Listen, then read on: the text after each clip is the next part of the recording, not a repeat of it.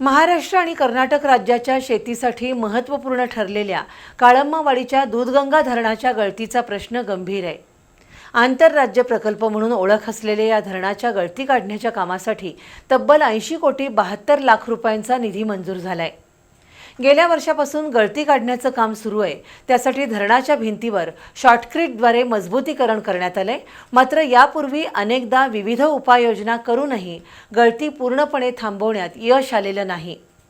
गळती काढण्याचं काम 35% झालं असून त्यातूनही पाणी गळती कमी झाल्याचा दावा जलसंपदा विभागाच्या अधिकाऱ्यांनी केलाय। काळम्मावाडीच्या धरणाच्या मुख्य भिंतीला लागलेली पाणी गळती सर्वप्रथम बी न्यूजनं दाखवली। त्यानंतर अनेक लोकप्रतिनिधींनी आवाज उठवला आणि गळती काढण्यास सुरुवात झाली। या धरणाची 25.40 टीएमसी पाणीसाठ्याची क्षमता आहे।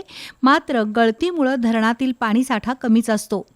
मागील वर्षी धरणाच्या मुख्य भिंतीला विशेष पद्धतीनं होल मारून त्यामधून ग्राउटिंगचं काम करण्यात आलं होतं। हे काम केवळ 19% पूर्ण झालं, पण त्यानंतरही गळती कमी झाली नसल्याचं दिसून आलं। त्यानंतर यंदा धरणाच्या मुख्य भिंतीच्या आतील बाजूनं शॉर्टक्रीटद्वारे मजबूतीकरण करण्याचं काम सुरू झालं। ते आता 35% पूर्ण झाल्याची माहिती जलसंपदा विभागाच्या अधिकाऱ्यांनी दिली आहे। धरणातील पाणी जसं कमी होईल तसं हे काम पुढे सरकणार आहे।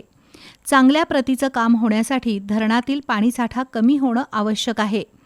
13 जानेवारी 2025 पासून धरण गळतीच्या दुरुस्तीचं हे काम सुरू करण्यात आलं, पण मागील वर्षी मे महिन्याच्या मध्यापासूनच पावसानं जोर धरल्यानं कामात अडथळा आला।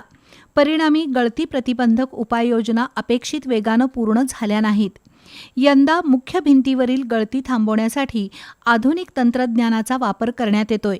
विशेष म्हणजे केंद्रीय जल आणि विद्युत संशोधन केंद्राच्या तांत्रिक मार्गदर्शनाखाली हे काम सुरू आहे। त्यातून धरणाच्या मुख्य भिंतीला लागलेली गळती मोठ्या प्रमाणात कमी होईल असा विश्वास जलसंपदा विभागानं व्यक्त केलाय। मात्र यापूर्वीही कोट्यावधी रुपयांचा खर्च केला तरी पाणी गळती कायम राहिली। त्यामुळं यंदाच्या उपाययोजनांना प्रत्यक्षात कितपत यश येतं हे धरण पूर्ण भरल्यानंतरच स्पष्ट होणार आहे।